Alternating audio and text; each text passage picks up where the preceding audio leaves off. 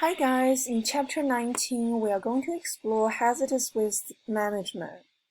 I'm going to talk about categorization, controlling management choices of those wastes, and touch a little bit about toxic chemical releases, nuclear waste disposal.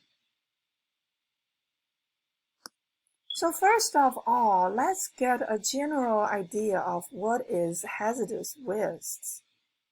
There's two terms we need to clear up before we move further into the chapter, which are comparison of the two concepts, which is toxic and the other is hazardous. So toxic commonly refers to a narrow group of substances that cause injury or death, and hazardous is a broader term. It refers to all dangerous materials that create a human health or environmental problem.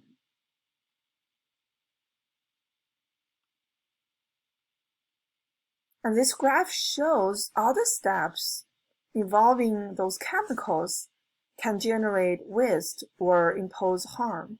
From research and development, from birth of this chemical all the way to disposal of the chemical, we called it cradle to grave. And all the steps are possibly involving with those chemicals will generate waste and impose environmental risk and health harm. So who is responsible for defining which chemical is hazardous and which is not? EPA is mainly responsible, and the two other agencies is OSHA and DOT. So anything showing up on those lists, no matter it's from EPA or OSHA or DOT, it is hazardous waste, and it must be handled according to the law, which we are going to talk about very soon.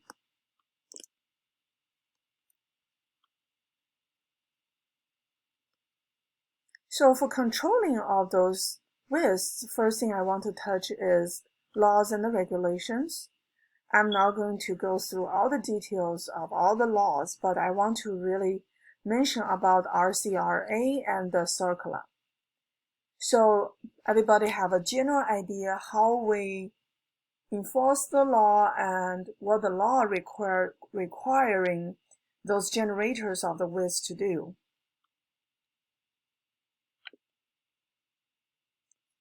Prior to RCRA in 1976, hazardous waste was essentially unregulated. They were simply buried or dumped. And in North America, in this continent alone, there are over 25,000 abandoned or controlled sites. So 1970s, that is about the time EPA was founded, and it was so bad. It was a year, around the year I was born.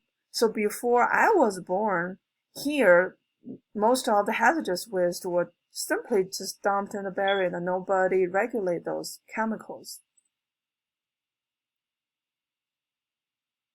And under RCRA, which is the Resource Conservation and Recovery Act, substances are considered toxic or hazardous.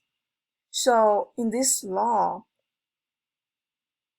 EPA for the first time to tell people define what is toxic or hazardous wastes. They causing serious injury or illness to humans. And if not properly treated or handled, they pose substantial present or potential hazard to human health and the environment. So first, for the first time, we define what are hazardous waste.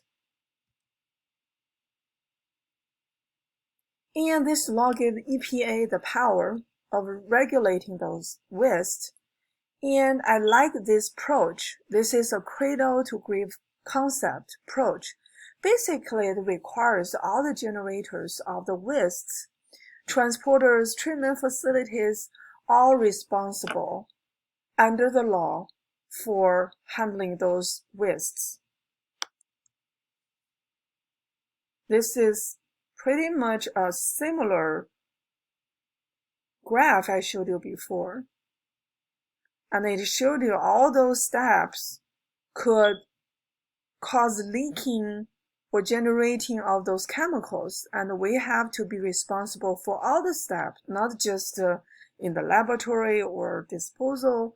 It involves transportation, treatment facility, secure landfill, right? And EPA and state agency offices is overseeing all those steps, make sure people follow the law.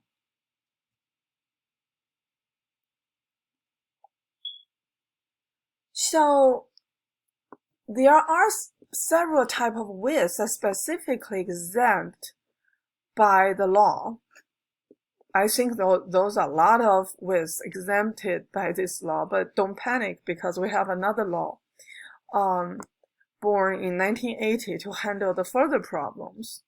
So household agricultural mining, oil, gas waste, and ash from burning coal, they were not regulated under this law.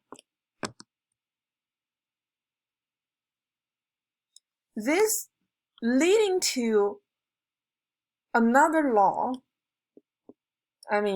the birth of another law, CERCLA, which is Comprehensive Environmental Response Compensation and Liability Act. And the federal government is responsible for enacting the law. And it was born in 1980. The most important thing I want to mention about this law is Superfund.